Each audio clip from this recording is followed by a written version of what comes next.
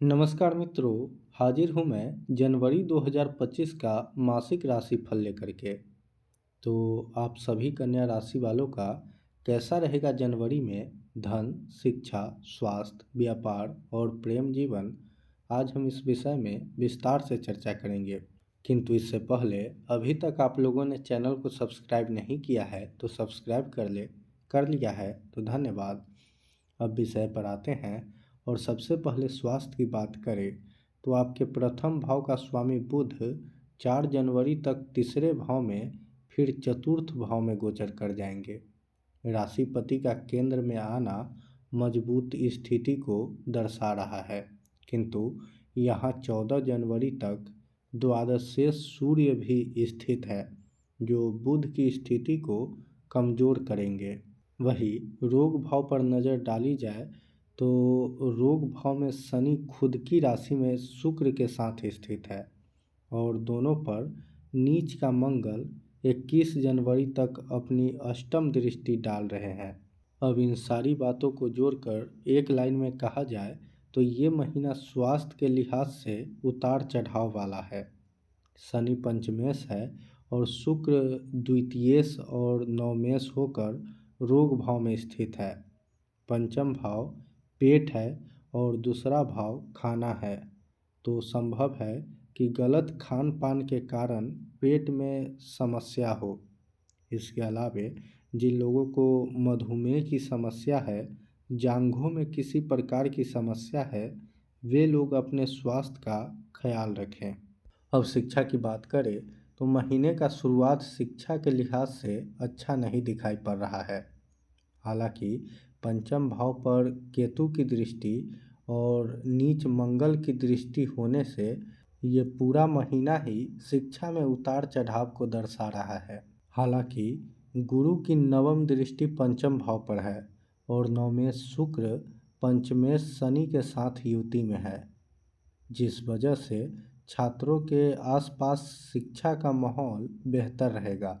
लेकिन समस्या ये है कि छात्रों को इस महीने शिक्षा अध्ययन में एकाग्रता नहीं रहेगी। अब प्रतियोगी परीक्षा की तैयारी करने वाले छात्रों की बात करें तो छठा भाव प्रतियोगिता का होता है और इस भाव में पंचमेश और नवमेश दोनों स्थित है।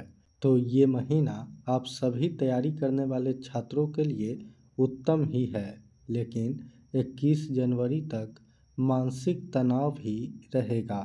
अब आर्थिक स्थिति की बात करें तो धन भाव को मंगल अपनी चौथी दृष्टि से देख रहे हैं और मंगल स्वयं लाभ भाव में स्थित है।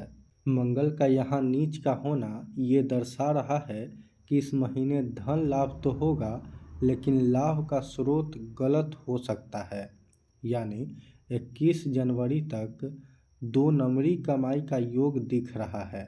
वही कुछ लोगों के साथ धन संबंधित धोखाधड़ी भी संभव है और मित्रों से भी धन हानि के योग दिख रहे हैं। तो बेहतर यही होगा धन से जुड़ा कोई भी कार्य इस महीने अच्छे से सोच विचार कर करें, विशेष रूप से 21 जनवरी तक।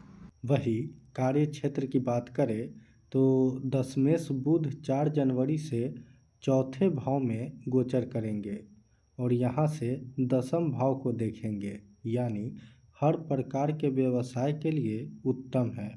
अब नौकरी पेशा से जुड़े लोगों की बात की जाए तो इस महीने नौकरी में स्थान परिवर्तन के योग बन रहे हैं या फिर नौकरी में बदलाव भी संभव है।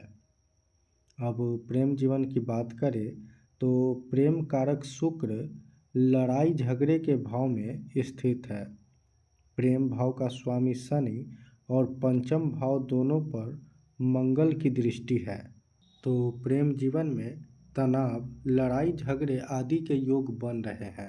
अब वैवाहिक जीवन की बात करें तो सप्तम भाव में राहु हैं जो वैवाहिक जीवन में छोटी मोटी परेशानी को उत्पन्न करेंगे, किंतु सप्तमेश गुरु नवम भाव में स्थित है, तो वैवाहिक जीवन में ऑलमोस्ट इस महीने अच्छा ही रहेगा।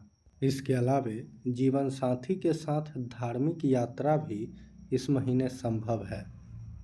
अब उपाय की बात की जाए तो प्रतिदिन ओम नमो नारायणाय नमः का 108 बार जाप करें। इसी के साथ आज के कार्यक्रम में बस इतना ही। मुझे दीजिए इजाज़त। नमस्कार।